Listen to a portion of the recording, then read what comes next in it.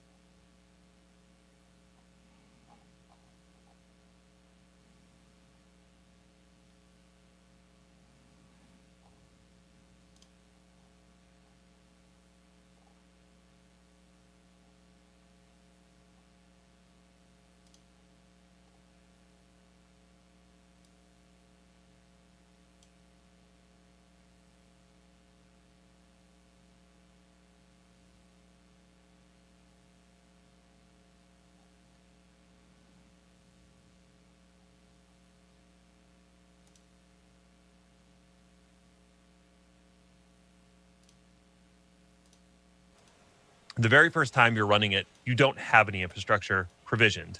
So what plan does is it goes and looks at your target environment, and if it's AWS, you gave it an AWS account that you wanted to provision this in a region. If AWS, you gave it a zip, it goes and looks if there's any existing infrastructure being managed by Terraform. Obviously, it's not going to see any. So what it decides to do is tell you what it's going to create in that region to match what's in your configuration.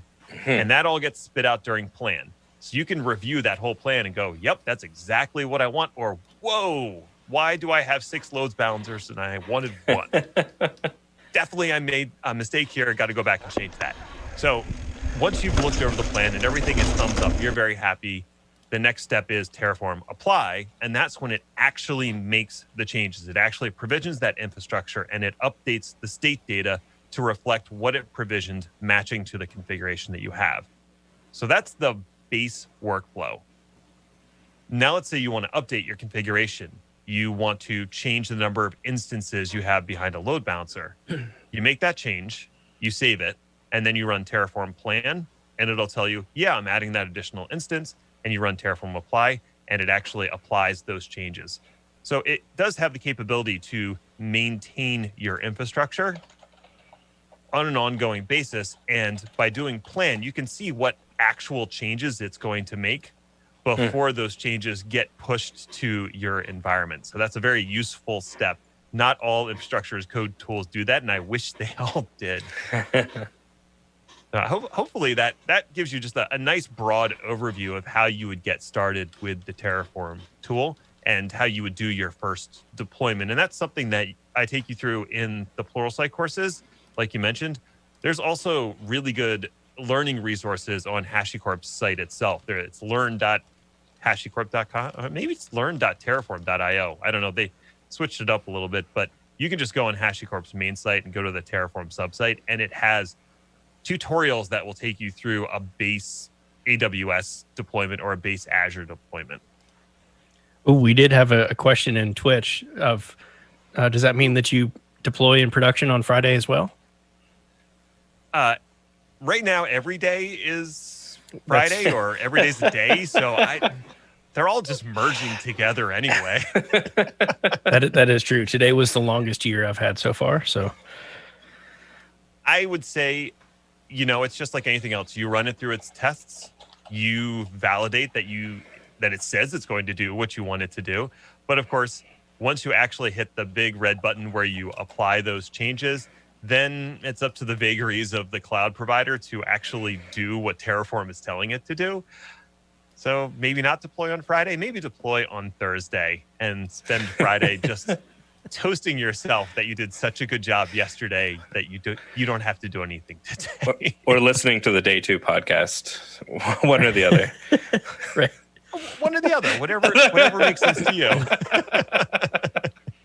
And you started talking about some of the items and some of the backlog tasks that we have for building up our Terraform repository of examples.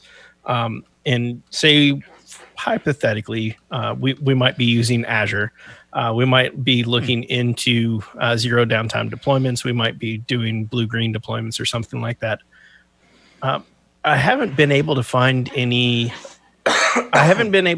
as easily as I have for some of the other getting started and recommendations in the Learn sites for Terraform on best practices or recommendations on how you might accomplish that. Is that something that should be addressed with Terraform, or is that outside of the scope of what Terraform could or should be used for, or what are your thoughts and ideas on that? Well, I will say that just overall, there's an overwhelming body of information about using Terraform with AWS. And that's just because it's the first cloud provider they really started with, and things really built up from there. And AWS is still kind of the 800-pound gorilla in the room. Azure's obviously gaining ground, and I mean, Google's doing something. They're there. It's fine. I use them. I actually like their interface, but yeah, I mean, they're definitely the number 3, right? So the documentation that's there and the examples that are there are very focused on AWS and how to do things there. Some of that translates, some of it doesn't. As to your specific example with zero downtime deployments, I think I would need to know a little more about what you're trying to do to provide some guidance on how you might do it with Terraform. For instance, we might have a web application in in-app services. We might have key vaults. We might have storage of some kind, and figuring out how to deploy updates to our infrastructure without taking everything offline, without causing severe outages or something like that. That would probably be handled somewhere a little further up the stack in terms of planning. And when I say stack, I'm actually just talking about like the human stack. Like somebody needs to think about the overall architecture and how you move sessions from one deployment to another. You can certainly, and now I'm getting down into the weeds of Azure a little bit, so I hope you don't mind. You can change the plan that your different web apps are using if you needed to scale up or scale out. If you're trying to change from one deployment to another, it's got deployment slots. You can also you can change the traffic where more is hitting one than the other. Like I know all of that is possible through web apps, but if you're trying to cut over, say from like .NET to .NET Core, okay, you can't do that, right? You need to take that a little further up in the stack and have a way to, at the load balancing level, maybe something with like Traffic Manager or something else, slowly shift your sessions over to a brand new deployment. You can do that brand new deployment entirely through Terraform, and that might be a good opportunity if you haven't already started using Terraform for your deployment. You can absolutely do that. The other thing I'll say is if you didn't start out with Terraform and you have all of these infrastructure pieces that are already deployed and you want to bring them under the management of Terraform, that is something which is supported. And it's something I get into in the deep dive. I might actually want to just redo that whole section because it has changed a bit. But basically, there is an import command within Terraform, and you have to create the configuration first of what already exists. And basically, when you import, you're saying, hey, this configuration I have, there's already something that exists, and I want you to associate that ID, whatever it is in Azure or AWS, with this item within my configuration. And now you're in charge of managing that piece of the infrastructure. So you can do that as well. But yeah, if you're trying to do that sort of switch over from one language to another, or one version of .NET to another, that's something that you're going to need to handle higher up in the stack and just use Terraform as the deployment tool to get the infrastructure out there. Okay. How and I guess this was sort of one of the things that I sort of struggled with initially when I was hearing, and so the role that I've been playing more frequently or more here of late has been a lot more of the DevOps or Opsy side of things. But coming from a very strong developer background, when I'd heard of Terraform, the immediately thing that I was thinking of was deploying my application, right? So I didn't think of deploying the infrastructure. I was thinking deploy the application. And then I was trying to figure out how do I get Terraform to deploy my application. And I don't think it does a very good job at that. And that was sort of one of my big hangups, was like trying to understand where the limitations are, and when am I deploying my application and misusing Terraform, and when am I basically want to really use it for deploying the infrastructure, and then kind of finding that line. Yeah, and if I can piggyback on that too, I might even add also where, if, does it belong in like a release or pipeline, or a build and release pipeline, CI/CD pipeline? Is that the place for it? Okay, so I'll try to unpack what we got here. Okay, so all six of those questions, right? All six of the questions. We'll get into that. Okay, so to start out with the application deployment piece of it, you're absolutely right. It is not intended for application deployment. Within Terraform, they have a thing called provisioners. And provisioners are basically, I want to create this resource, and then I want you to do something. And that something could be something remote on that resource, or I want you to do something locally. because I want you to write out a file or something once that resource is created, and I need the information that's going to come from that resource, like its unique identifier or something. Or I want you to go into that device, say it's a virtual machine, and I want you to run a script. It can do that. Their guidance, and this is on the official documentation site, is don't use provisioners unless you absolutely have to. And there's a number of reasons for that. One is if you are using a remote provisioner, it has to connect to that instance either through through WinRM or through SSH. It needs, so you have to enable that remote connectivity on the instance. You have to open up that firewall port, and then you have to actually do the connection and run the script. So that's not great. You don't really love that. And then the other thing is a lot of scripts are not item potent.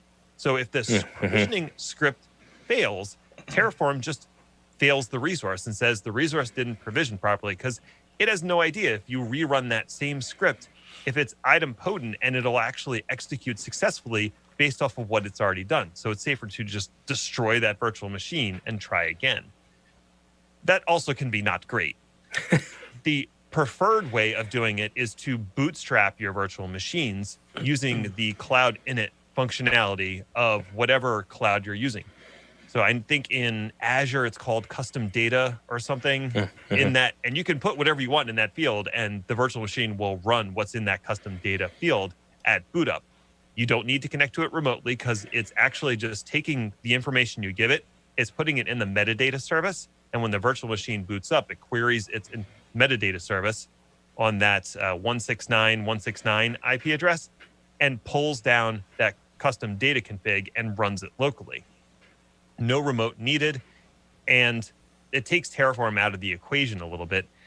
Usually what you're doing with that is you're bootstrapping it to run an agent or be pointed somewhere else that will actually do the provisioning of your application. So if you're using Octopus Deploy, you would install the Octopus Deploy agent, and that usually pops to mind because that's a project that I've worked on where that was absolutely the workflow. We'd like stand up the instance, and then after a while we started using Packer to just build the instances with the agent already deployed. So Packer's another HashiCorp tool, but we would, grab the latest version of an AMI when it was available, use Packer to install the agent and some other tools that they wanted on there, and then use that image as the image that was referenced by Terraform to build out those VMs when we needed them. And it would already know to go talk to Octopus and do its whole thing. So it took Terraform pretty much out of the equation. So hopefully that answers your first maybe two questions. John, I'm sorry. Four more to go. I blanked on what you asked me, but I'm happy to listen again and answer whatever that was. Yeah, the one that I tacked on was, does Terraform belong inside the same CI/CD release pipelines that we have in Azure DevOps, or is this kind of a separate provision, the environments provision, the infrastructure with Terraform, and then worry about deployment of your applications with all the release pipelines? And I think I'm answering that myself as I'm asking it. Okay, so I'll answer that in two different ways. One, if your deployment model is completely immutable and you can just burn and replace, then you could have the whole thing in one shot because it doesn't matter. Everything's getting stomped over anyway because that's the way you've chosen to approach your infrastructure and application. Not many people are doing that. It's pretty uncommon. What's much more common is you have your pipeline that is dedicated to deploying your infrastructure, and then you have a separate pipeline that's dedicated to deploying the application. Yes, they kind of work together, but honestly, the updates happen separately. They're going to be in separate code repositories. Maybe I guess you could put them in the same repository, but different directories with their own Azure DevOps, whatever their equivalent is of a Jenkins file. I don't think. I guess YAML. It's like it's a pipeline YAML, but yeah. So you could have your pipeline YAML for your infrastructure in one directory, and that's all handled. But honestly, it might not even be the same teams working on it. So that's probably up to the gods of repository and release management, and not so much me. That's a very complex topic. Yeah, more often than not, I found myself on very small teams, maybe teams of one or two. So that often is one of the tasks that are divided amongst very few people. Right. One of the patterns that you could follow that would join the two more closely together is if you have infrastructure that's dedicated to only that application, then storing them in the same repository makes sense. And that's something that I did on one project where there were application deployment repositories that would focus on just that application, and then we had a shared services repository and build pipeline, and that was focused on all the shared services that these individual applications were consuming, like the way that DNS was set up.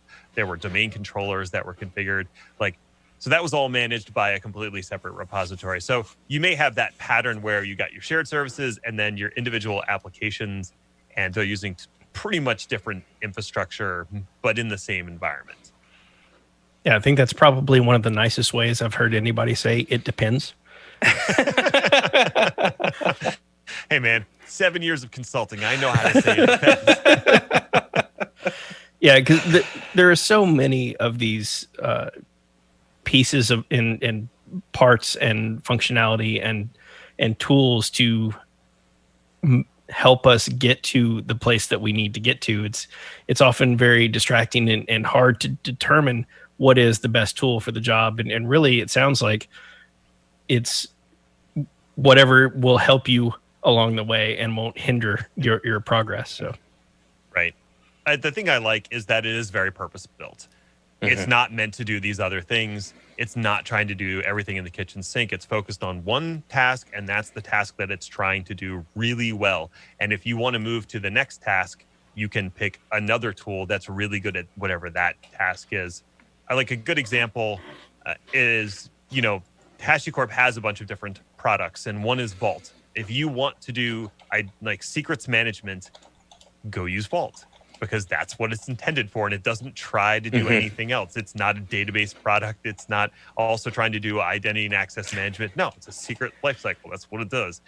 Same thing with Nomad, which is one of their lesser-known products, but that is an application deployment tool. You run a Nomad agent on your physical machines, virtual machines, whatever, and that Nomad agent will pick up new jobs and deploy an application using Nomad. Makes sense. So maybe, and I'm just spitballing here, you could potentially deploy stuff with Terraform and then add the Nomad agent as part of your deployment process and deploy your application that way. And then HashiCorp is very happy because you're using all of their products. Yeah, it sounds I don't work for HashiCorp. It sounds like they haven't done a very good job of making sure that all of their products and projects are glued together, that you have to use them all.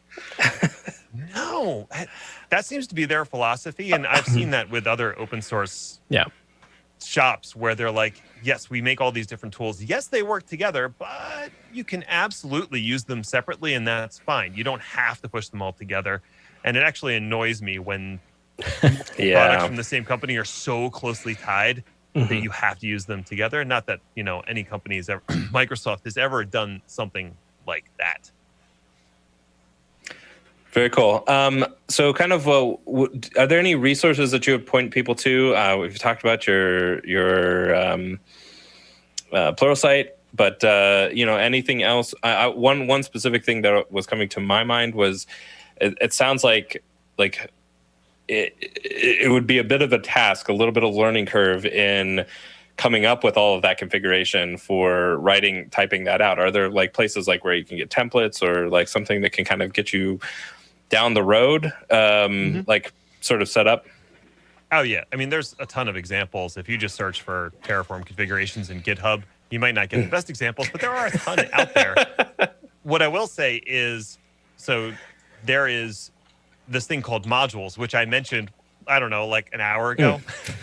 And modules are basically a Terraform configuration that has been abstracted, but it deploys multiple components in a way that makes sense. What would be a good example? VNet in Microsoft Azure or a VPC on AWS. There's a lot of potential options and levers that you could pull, especially the VPC, because you have to build subnets, and maybe you want NAT gateways, and maybe you want to add a VPN gateway, and you have to set up all the routing tables and rules. There's a lot that goes into that. The module has most of that abstracted for you. You can it makes some assumptions, but then you can also change some of the inputs to get the desired output. So you don't have to build that all on your own. And all of those modules are publicly available on the Terraform registry. So you can just go on, I think it's registry.terraform.io, and browse through the modules there. Some have a nice check next to them, meaning they've been validated by the vendor that it is deployed upon. Like the VPC one, that's validated. Someone at AWS takes the time to maintain that and keep it up to date. So that's a great place to start if you're like, man, I don't even know where to start with the configuration. Start with a module. That's the simplest thing to do. And then you can just build off of that. So that's one good example. In terms of learning, I think a lot of it depends on your learning style. I personally, ironically, am not great with videos. Like, I get distracted. Sounds ridiculous, right? I make them, but that's not my preferred learning medium. I like follow along guides where I can read something and then do it, and then read something and then do it. And I try to make my video courses similar to that style because that's what I appreciate. But there is a book, it's Terraform Up and Running. I think it's on O'Reilly, maybe. And that's a great resource if you're more of a book person who wants to follow along and then go do and follow along. You can do that all step by step right there. If you wanted to get started up real fast, and it sounds like we got some Microsoft Azure fans out there, perhaps. Cloud Shell on Azure already has Terraform, the most recent version of Terraform pre-installed. So you can just fire up Cloud Shell. It already has Terraform, and it will use your authentication credentials that you launched Cloud Shell with to run against the Azure provider. So you can just start building stuff pretty quickly. And Microsoft actually has a few example configurations that you can run through if you want to try it out. They've been playing very nice with Terraform and HashiCorp as of recent, and I think it's paid some dividends for them. Very cool. We've got one more question from Twitch. We had some audio issues early on in the episode on Twitch, so the podcast should be all clear. And since we've got triple redundancy, I think we're knock on wood in good shape there.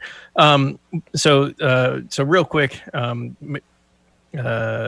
Surly Dev says, you may have asked when I couldn't hear, but why use Terraform over the standard AWS/Azure offerings? That's why I actually thought that's one of the first questions you start with, because that is one of the first questions I get asked all the time is, yeah, but I can already use CloudFormation, or I can already use ARM templates. Why would I use this? Okay, so there's a couple reasons. One, ARM templates, JSON, it's just painful to read through. I know some people have gotten used to it, and you can use the tools in Visual Studio Code to make it a little easier on you, but it's rough, man. And ARM templates have no concept of state. You can try to do an incremental update, but knock on wood and hope the stars align that it's going to deploy the thing that you wanted the right way, and you don't have to just wipe it and start over. And the other thing about ARM templates, and there's no knock against them, it's just the way that they're created, is the logic of them. It doesn't have built-in dependency detection. So you have to be explicit about every dependency in your configuration. Whereas Terraform actually does a dependency graph when it's trying to figure things out. And it goes, oh, okay, well, that VM references that load balancer. So I kind of have to create that first, and then I'll create the VM, and then we're good. ARM templates, if you don't tell it to create one before the other, it's just going to try to create them both at the same time. And sometimes that doesn't work so well. In the world of CloudFormation, it's kind of the same deal. You can do a lot with CloudFormation, especially with stacks. I actually like CloudFormation, but as someone who ended up working in multi-cloud a lot, it just became easier to learn a tool that does both of them than try to learn the ins and outs of two separate tools that do things very differently. And the other thing about CloudFormation templates, and they've never really changed this, is it barely has any built-in functions. So anything you want to do in terms of text manipulation or variable manipulation and stuff like that, you either have to get really creative about it, or you have to create a Lambda function and invoke it with a custom resource to get what you want done. And that's, it works. I've seen people do it. I don't think it's very efficient, but different strokes for different folks. I mean, you have to use their product. Let's see here. One of the things that we kind of ask everyone, and this is sort of like wrapping up and going in a little bit different direction, but would you kind of talk to our listeners who maybe are just getting started? Maybe they're at that help desk, maybe they're coming right out of college or something like that. What kind of words of wisdom or piece of advice would you say to them specifically, sort of to kind of give them a leg up from where they're at? Sure. Yeah. I actually do have a bit of advice around this. I do a daily check-in YouTube stream. It's only about 10 minutes long on my YouTube channel. And this is one of the topics that I actually talked about was how to advance your career. My biggest piece of advice is find someone who's doing what you want to do and emulate the things that they are doing that get them there. And I don't mean like copy them one for one, because that doesn't make any sense. You're you have your own unique perspective and traits. So you have to bring that with you, because that's also going to help you advance. But find the person who's doing the thing that you want to do and emulate them. And if you can get them to be a mentor, I mean, that's even better. But even if you can't do that, just understanding, oh, okay, so I see this person and they have these couple skill sets of things they've learned how to do, and they're really active in this one community, and they've built up a bit of a following through Twitter. I'm going to try a couple of those things. You might find that doing a couple of those things with your own personal flavor will help you advance your career.